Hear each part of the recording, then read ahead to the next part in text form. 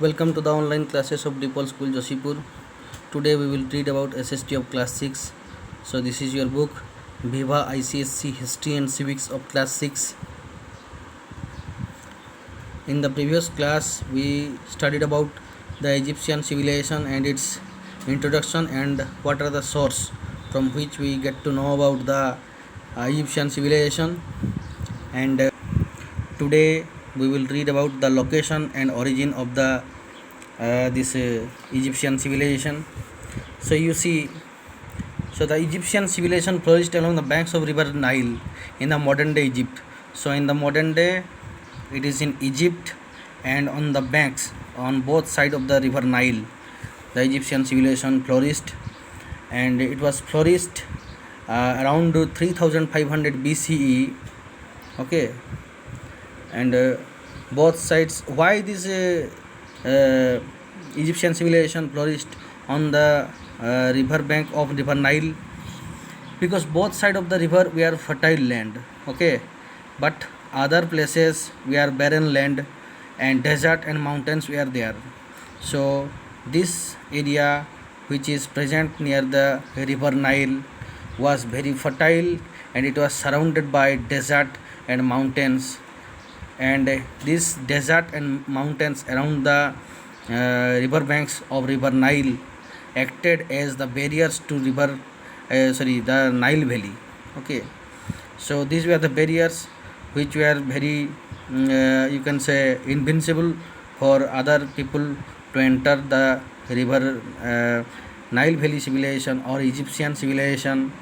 Okay, because they had to cross a very big desert as well as a range of mountains were also present there. So around 3500 BCE, the Egyptian civilization was flourished along the river banks of river Nile. Okay, so this was about the location and origin, that where this civilization was flourished. Okay. Now let us see about life in the Egyptian civilization, you can say society. So in the society, the Egyptian people, they believed that the pharaoh were the descendants of God. Pharaoh or the king, they were the descendants of God. So this was not sure that they were the descendant of gods, but people in the society, they believed like this, and pharaoh were considered to be the representative of gods on the earth. So the king was what is called the king was enjoying the respect just like a god, or you can say the representative of God on earth. So in this way their society was also divided into three ladders, you can say. One is upper class, then middle class, and lower class. So in the upper class, the royal family, wealthy landlords, high priests, and government officials were there. These four category, they belong to the upper class. Next came the middle class. In the middle class, merchants were there, craftsmen were there, lower clergy were there. So these three category, they consist the middle class, and the lower class was consisted of, you can say, farmers, unskilled workers, slaves, and in the society, slaves were particularly those people who were prisoners of war. The people, different kings who were defeated in wars.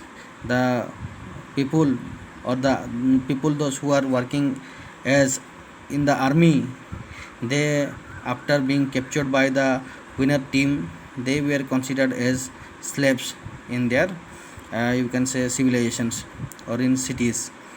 Okay, or people in debt, people those, suppose one person has borrowed some money from someone and he could not repay it or return it. In this case, those particular people were considered as slaves. So in this way, the farmers, skilled, unskilled workers, slaves, they, and the prisoner of wars, they were considered as the lower class family. So this was about the society. Now let us see what are the duties done by different people in the different their society. Pharaoh, Pharaoh were the king, and they were supposed to make laws and maintain order in the society. Okay,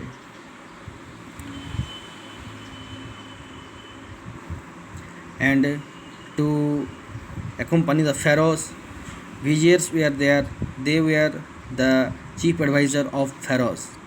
Okay, and their duty, the vizier's duty was to oversee to administration, and all official documents had to have his seal of approval.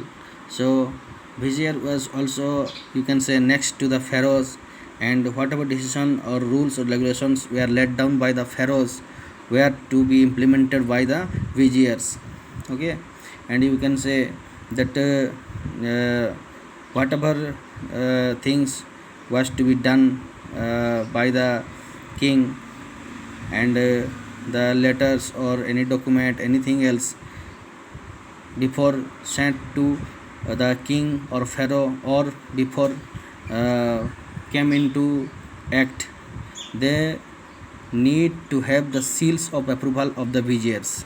Without the approval of viziers, with a seal, nothing, or you can say no document can be approved. Okay, and in this way, nobles were also there who made local laws. Nobles were also there. So who were the nobles? The civilization was divided in, that is very big area. Civilization is very vast area. Okay, and for the king it is not possible to move one from one place to another place and control the people. That is why this you can say the civilization or the city was divided into different parts or different local areas, and in different local areas nobles were also appointed. So these nobles were free to make their own laws, local laws. They were the nobles. In this, priests also were there. They priests' main duty was to make the god happy.